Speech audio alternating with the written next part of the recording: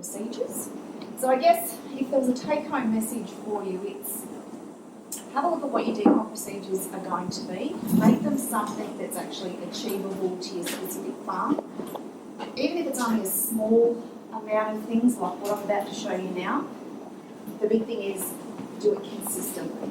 Because if you implement measures and do them consistently, then you at least have a little bit of a peace of mind that risk is being minimised as best that you possibly can. It's probably not great to sort of go, okay, well, here's my farm and I need to be able to minimise every single risk that I can. It's not achievable. Whereas people coming onto your farm with a few little bits and pieces about what I'm going to show you next, that can be ticked off. And it's relatively simple, I guess. So this is the kit that I would cut around. This is brand new because I haven't just come back, so it's about back to this area. So I put this together the other day, and it really is just a matter of, and it'll be different to all of your farms. Some of your farms might be able to actually run, a big copper footpath that you can actually walk through. You might not have that many people actually coming on and off, and in which case this might be just the boat for you. So you might have, some workers, backpackers coming on. If you're probably, I would say, if you're having any more than, say, 5 at a time, this probably isn't going to work out for you. It's too of a smaller instance for that.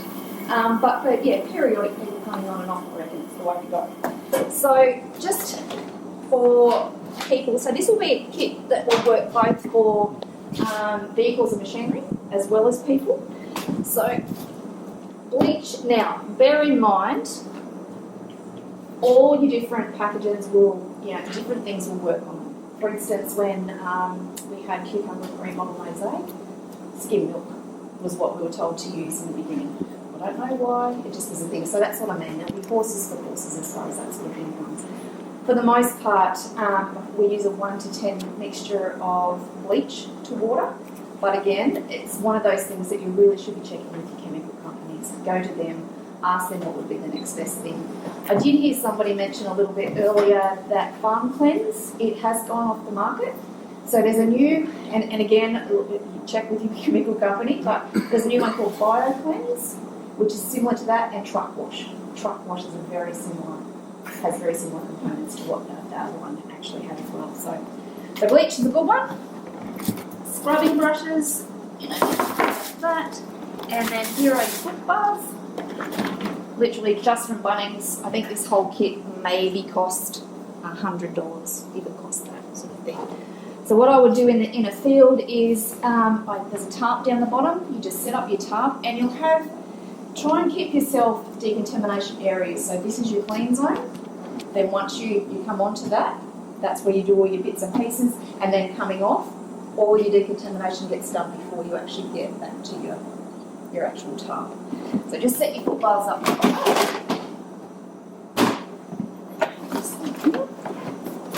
And on the flash drive, that Beck's got, I've just put together a decontamination guide. It's not all of mine. It's there as well. So that a lot of that actually came from Panama. So I gave those guys a ring a couple of days ago and asked them sort of what were the up-to-date things that they're actually working with. So a lot of that's actually taken from their stuff. So as you come in, another big thing is just to try and get all the dirt and contaminants off your boots or, before you actually go into this process. Because by the time you get to it's going to be useless to you. Try and have everything as clean as you possibly can before you get to the disinfectant stage. So again, you get to here, you try and scrub off your boots as best that you possibly could, into here with your truck wash, with your whatever you're using at the time. Scrub all that off. This will be your rinse water. So detergent, rinse water, then whatever your disinfectant's going to be. I also have just next to Beck there. Now that's come out of the, what's it called, Beck? The animal health. OSVET plan. OSVET. So that's come out of the OSVET plan, and really it's just all the different chemicals that can be used for all of the different pathogens and things. Now it's come out of the OSVET plan, so it'll be very much animal orientated, but there also are some plant-based ones in there as well. But what you need to keep an eye out for is the contact time with the disinfectant.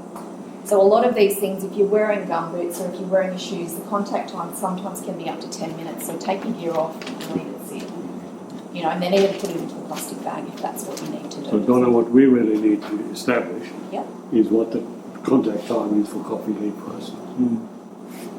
Yeah, so if that was the case, then you would still talk to your chemical supplier and then find out whatever it is they will be giving you and then the contact times. Although if these do have some of the pathogens in them, I don't know that. That's something we as an industry Yeah. can do and Yeah. send that out as a... Yeah, so some of these actually do go through sort of different viruses and bacteria, but so whatever that specific one is to your coffee industry, then you might be able to align it with what one of these are. And that Ausvet plan has, it's about that thick and it's a really good resource because it actually then goes to explain all of these as well. I didn't print all that off because it was paper. But isn't it not going to have it? Because like we don't have the No. rust, then they're not going to have that. But the scientific literature will tell us what... What it actually Yeah. Yeah. There's lots of information in the literature about what the disinfection is.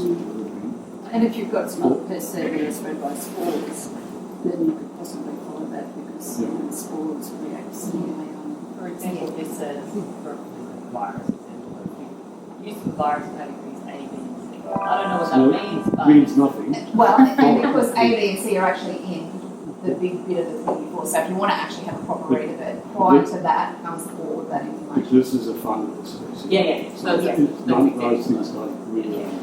Yeah, and it's just a very... But we can do that and find that information. Yeah, that's exactly right. So result goes up on your list, the Beck.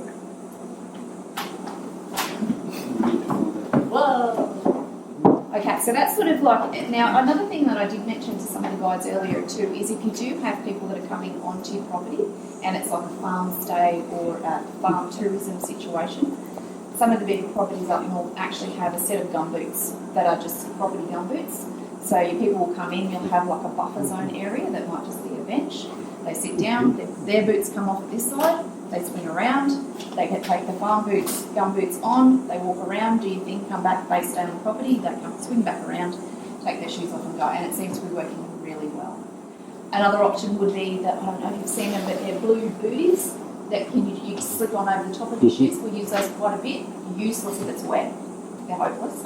But if it's a dry situation like this, really good, same sort of deal, and then you're not having to worry so much about this. Again, you have to assess your risk as to who these people are, what might they have on their clothes, but if it's sort of, people that you know and the biggest risk would be on their shoes, those booties are really handy. They're cheap as chips too. Take them off on that side, chuck them in the bin, done, that kind of thing. So, other bits and pieces that I've got, always carry around just hand wash and then some hand disinfectant. Just goes all in the kit, use it as you need to. This would normally have metho. So what we used to use a lot too is a product called Virkon, which is, and again I'm not plugging it, but it's quite a good one. The only problem is that it actually goes out of date. So and it's relatively expensive, but it is a very good across the board disinfectant for things like that. So people have it. Yeah, but it does go out of date, and you have to be very careful when you buy it, but it's not already out of date because I've had that as a trick too. But so if you're going to be using metho, 70% is the way to go. It doesn't matter what brand it is, and so that metho is really good just for things like your implements and your farms, so secateurs, all that sort of stuff. Make sure if you can, leave them and try, not that you guys necessarily have hot houses, but if you actually do have nursery situations, try and leave that pruning equipment or anything actually in that particular hot house. Try not to cross-contaminate. If you can have sort of a set of secateurs and whatever you use in that one, leave it there, go to the next one, and try and disinfect your hands in each one, if you possibly can. Now, that's pretty much mostly for the humans. Now, for your trucks or machinery, really need to be concentrating there on tyres. So if you've got vehicles coming in that are just, vehicles in off the road, they've not been on other people's farms, maybe just give them a good wash down. Again, whatever the alternative to farm cleanse actually is, but pay particular attention, which is why these are actually good, to all underneath your carriages. There's not, it depends on how hard you're going to be. And if you're set up with an actual sort of wash bay area, well, that's way better. But in a lot of instances, people don't have that. This is just as good a deal. up underneath, around all of the sills, and then make sure if you're actually got it stationary and there's just you or whoever's in the car, make sure you run your car forward that bit so that the bottom of the tyre isn't at the top of the tyre. Because a lot of people forget to do that run through, and then you've got a whole section of 4 tyres that hasn't been disinfected. So run it just forward a little bit. When you're talking about big machinery, you really get into the realms of taking off, sump covers and, big job, but well and truly worth it. If you've got big pieces of machinery that are travelling from one farm to the next farm, it's always worthwhile, even for just things like weed seeds and things like that. Harvesters are tricky because there's big fans. So again, it's just a matter of being really consistent in what your approach is. And so if you're going to decide that biosecurity is your thing, make it your thing. Make it a thing that actually is pertinent to all people on the property. So workers, you guys as the owners, take it on and make sure that everybody does exactly what it is that you do within the realms of what's achievable for your particular farm. I think that's really about it for my little thing. We'll also carry around garbage bags, but that's just an obvious thing. Anything just then stays on the contaminated side of your farm, goes into here, and then gets disposed of either in deep fill or however you normally would do it for your particular area. Or got clothes. Clothing and stuff, exactly. Yeah, it's washed. Putting that until you get home, put it in the wash, and then Yeah, that's right. get rid of that. And try not to wear the same clothes. So if you come home and the next day you go into a different part of your property, or if you're going onto somebody else's property, don't put those same clothes on. Hot wash. Slip on clean clothes. And try, I guess if you've got backpackers and things, ask those questions of them. When we were talking about the registers, it's in the event that you actually do get something on your property, if it turns out that we actually have to be involved, those visitors registers will come in really handy as a tracing component to where it's actually gone. So that's one of the first things, if anything you guys actually do, start a visitor register. It's really, really important for ongoing, So we use kits like this, and we've done this when we actually responded to emergencies. So we've done follow-up surveillance in New South Wales, so we've looked in areas that don't have phylloxera on vineyards, just to prove that it's not there. And in between properties, we will be doing this. So we have gloves and hats for every property. We wear disposable. And then our gloves and hats and things that we didn't want to throw away, we put into a plastic bag. At the end of the day, they all go get washed, and then out. Done in summer, we put them out, they dry overnight, and then the next day they're all set to go again.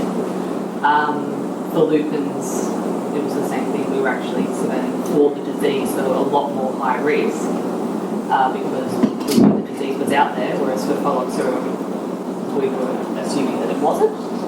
But so for lupin, we didn't want to spread this disease that we were looking for. And so, had one of these kits in every single vehicle for every single team that was going around looking for this disease. So Yeah. this is actually what we use. Yeah, so a very easy kit to and it goes straight in the back of your car. You have it there all the time. All you really need to do in addition to this is carry some water, and you pretty much have a whole decontamination system in a box. But for the bits and pieces, a bit totally different if you've got an exotic disease, because then everything changes. You have the suits and you have the boots and you have the vehicle doesn't go to 2 places in the same day, it only goes to the same one, but that's a whole different situation. Yeah. Not necessarily for what you guys are actually up to. So, any questions?